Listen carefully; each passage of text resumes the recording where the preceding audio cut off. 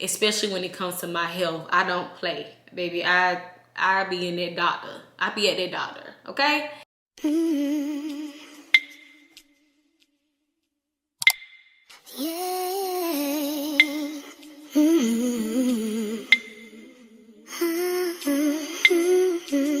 What's up, YouTube family, and welcome back to my channel. If you're new here, go ahead and hit the thumbs up. And while you're at it, go ahead and subscribe because, baby, you're gonna love it here. As all my A1s, they're gonna go ahead and put you down. Go ahead and join the family because we talk everything, all things here. We don't leave nothing on the table, okay? So I know a lot of you guys are here because you read the title. Some of you guys are here because y'all just love me. This is a topic that I don't know if women my age talk about, because typically you don't start having your first mammogram until you are the age of 40, if I'm not mistaken. Between 35, 40.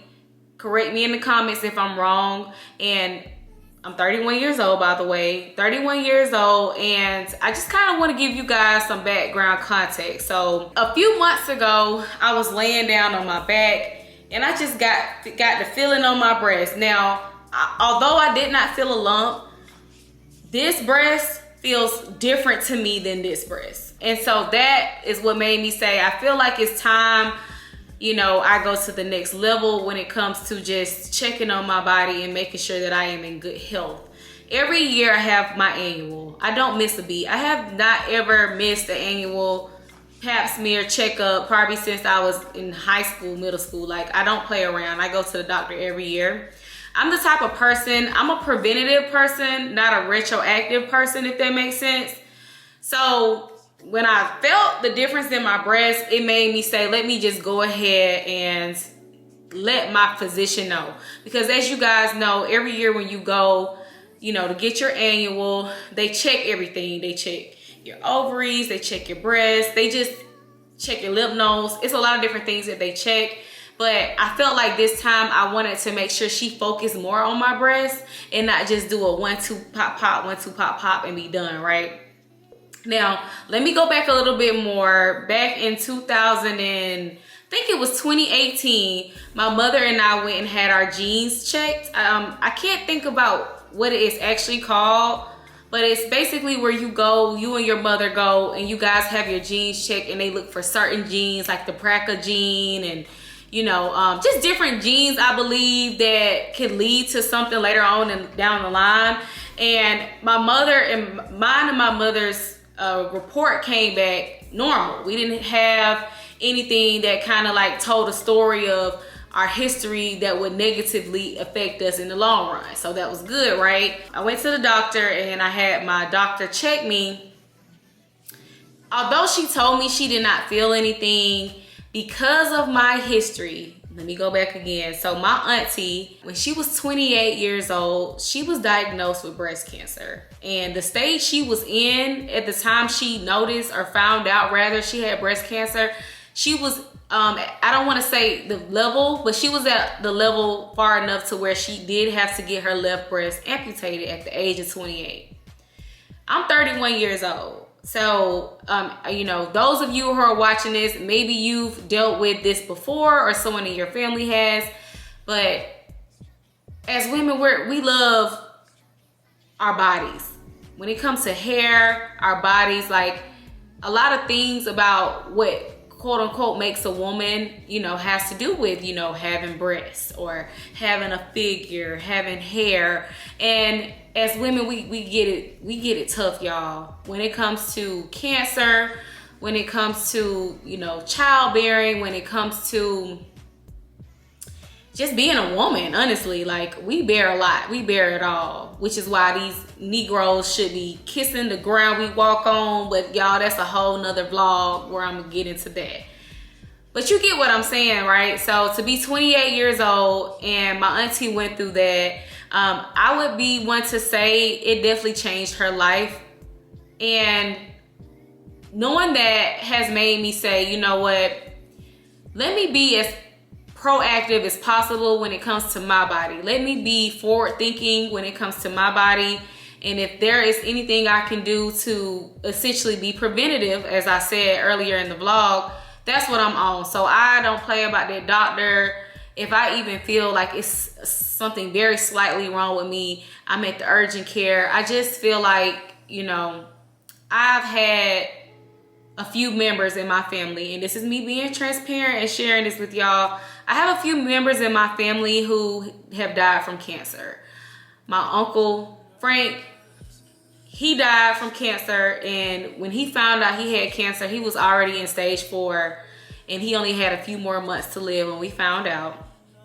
My grandma, my mom's mom, my maternal grandmother, died from ovarian cancer, and same thing with my grandma. She was already too far into it by the time we found out, and essentially from the time I found out to the time she died, I want to say it was like a year span or something like that. It was not a long time.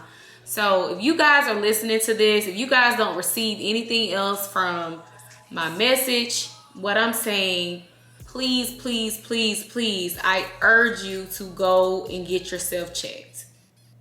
I know, as you know, women, men, young women, older, we are so afraid to go to that doctor, and it's nerve-wracking. It brings a lot of anxiety. It's a lot of different things that happen when, you know, you're not feeling well, something's not right.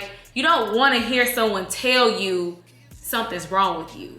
Even when you sit in your bed at night and you're on Google and you're typing in those symptoms, you'll see 7 different things it could be, and sometimes we either identify with the worst thing it can be, and now our anxiety is through the roof, or we'll identify with the thing that is less, I guess, invasive, and now we're like, oh, okay, I might not have to go to the doctor. Let me just, you know, go get a yeast infection kit, or let me go try to find a friend who got some antibiotics.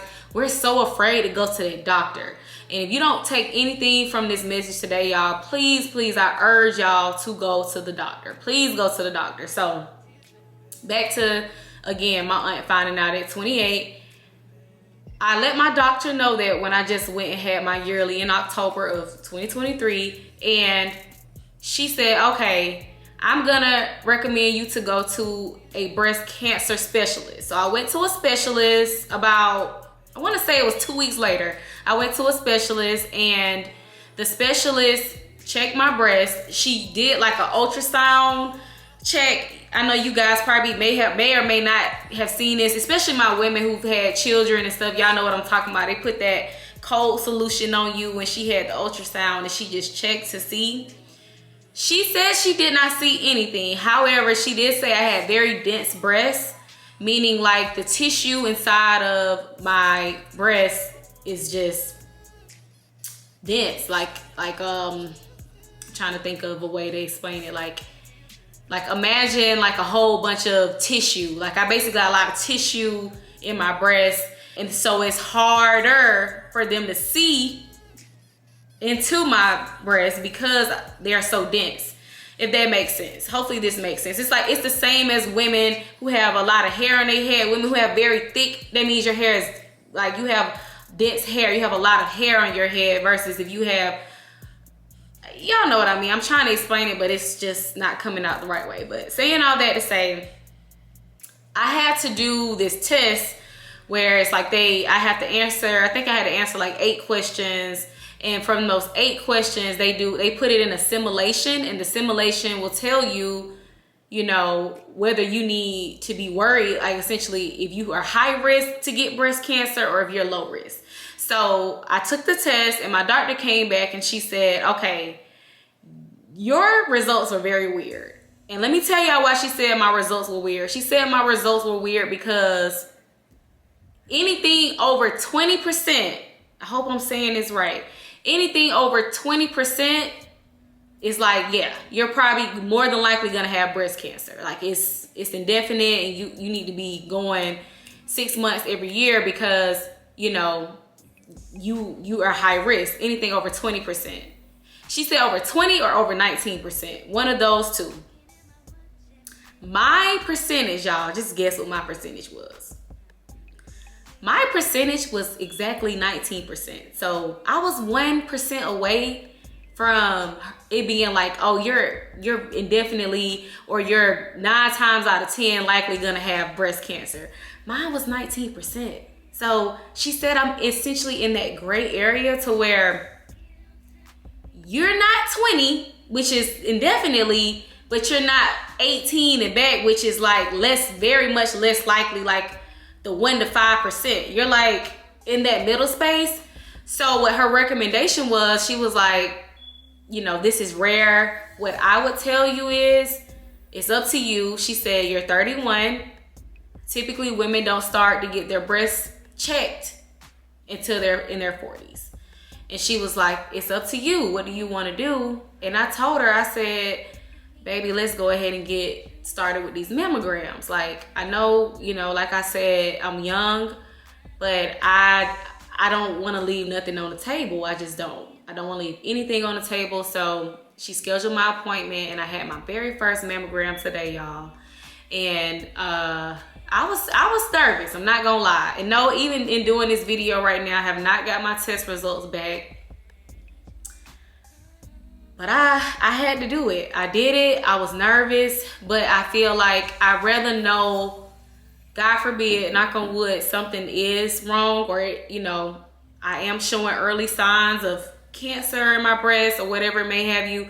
I would rather know now where I can, you know, have the proper treatments, have the biopsy, you know, whatever comes in those early stages, rather than push it off, and now I have to have surgery, you know, to get my breast amputated.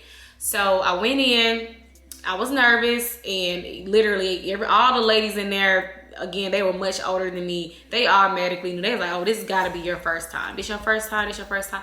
And I was like, yes, this is my first time. And they made jokes that one lady was like, oh, girl, they're going to smash them into pancakes and they going to do this and that. So I was like, oh, my God. And they're like, it's uncomfortable, da-da-da-da. But when it became time for me to go, in my opinion, I never looked this up, but I always felt like when you go and get a mammogram, you're literally going to be putting your breast into like some type of hole, and they're going to be kind of doing one of these kind of motions, right? This is what I thought was going to be going on today. I thought somebody machine, baby, was going to be massaging me down. Actually, when I went in, and it's my first time, what I had to do was I basically had to lay my breast on a flat surface, right? I had to lay my breast on a flat surface. And they use this machine, and I'm gonna insert clip here so you guys can see. They use a machine, and I know it's dark. It's dark because I really don't think I'm supposed to be filming that kind of stuff, but I kind of wanted to make sure this was informative as possible. So what they do is, you see the machine, and basically what they do is they just flatten this whole bad boy out, and they smash it as tight as they can. It did not hurt me, but it was extremely uncomfortable, extremely. Especially when I had to do the side. They take pictures of the front. So essentially, imagine this is like a flat board, and then it's this machine, and they control it, and they just go as low as they can. Your breast becomes a pancake, sis. It's really like that. And then you get the side picture, and essentially they're doing the same thing and smashing it this way so that they can see. They want to be able to see everything.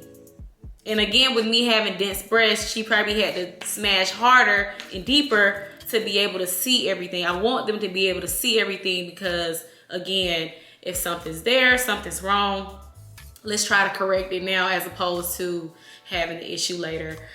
The process altogether was less than 7-10 minutes. It did not take long at all. They probably took about 6 to 7 images of me, probably 2 from the front, 2 and maybe 3 on the side, because they kind of have to like move it around a little bit on the side because they got to get up under. So it was a process. No, it did not hurt. However, it is uncomfortable. If you are a woman and you have your yearly, for my girls that's watching, y'all know how them yearlies go, and we do that act. We have sex all the time, and we don't be complaining. But when they put that speculum in there, y'all already know. I feel like I'm a virgin almost when they do that. But it's sort of like that, not less invasive, obviously, but it is very uncomfortable. I was not happy about it, no. because it's uncomfortable, but again, it did not hurt. So yeah, I wanted to share that with y'all. I know this is kind of like a just random video that's popping up on your timeline right now, but I just feel like, again, and if you're new here, I tell my people this all the time, so this is more so for the newbies. My platform is about being as informative as I can possibly be. I want y'all to be put on game. I want y'all to, you know what it is to, anything in life, whether it's lifestyle, travel, getting your first mammogram. I want you guys to feel like when y'all come here, y'all learning something new or something you can go and tell somebody else. So I just kind of want to share that with y'all because, I don't know if this is something people talk about. I know the glitz and the glam and I bought this and I went here. That shit is cool. But I think, talking about real life stuff like getting mammograms and checking to see if you have cancer, I think that's important. And I just wanted to share that with y'all. So if you guys like these type of videos and like when I kind of tell y'all more about what's going on, baby, it be up stuff going on too. But I just gotta see if y'all like this type of content, and I'll keep going and share other things with y'all that I have learned on the way, especially when it comes to my health. I don't play, baby. I be in that doctor. I be at that doctor, okay? So hopefully you guys find this informative. If any of you guys are wondering where I went to Atlanta, Piedmont. That is where I went to have my breast exam. I'm sure it's other places, but the ladies that did me, they were black. They were, informative. It was very pleasant experience. If I could rate it a 10 out of 10, considering what they did to me, I would rate it a 10 out of 10. So if you guys are interested in learning more about the process and kind of how to go about it, let me know in the comments and I'll give you as much information as possible. But again, to close out this video, please, ladies, if you didn't listen to anything I said, it don't have to be a mammogram. It could just be a regular checkup. You just going to get your body checked to make sure, everything is right, your pH balance, you guys aren't hurting, you're not feeling no bumps and lumps and crust or nothing, not even just on your breast. It can be anywhere on that body. Please, I urge you guys to go get tested, go get checked. We do not do that enough, and we could be saving lives. You could be saving your life and someone else's life if you just go to that doctor and get tested, get checked for everything. Don't leave nothing left out on that table. Another thing I want to share too, I also got tested for the sickle cell. If you're black, African American, sickle cell is the highest for us. I don't know why, but we are more likely to have sickle cell. And that's something else for my queens that don't have children yet. That's also what my doctor shared with me. She said, hey, whenever you're ready to have children, we're going to go ahead and do the sickle cell test for you. Because, if you have sickle cell, if I have sickle cell and my partner has sickle cell, our child is 100% going to have sickle cell. If I have the gene and my partner doesn't have the gene, then our child will then have a recessive gene of sickle cell. So again, and you just never know. So more so she was checking me to see if I had the recessive gene. When I check my chart, I don't have the recessive gene for sickle cell. So again, if I find out my partner does, then we'll be fine. But that's something you want to know. It's not anything to deter you from having a child. I have a friend that has sickle cell as an adult, and she is thriving and moving and grooving. So nothing's wrong with that. But obviously, it's just about knowing things about your body, and therefore when life happens, you're not shocked or you're not confused of why things happen. You kind of know because you've been doing the proper steps all this time to know your body and what's going on with you and know your history. So hopefully you guys enjoyed this video. Let me know if y'all like this type of stuff, honey, and we can keep it going. But yes, I love you guys, and I'll see you guys in the next video. Bye.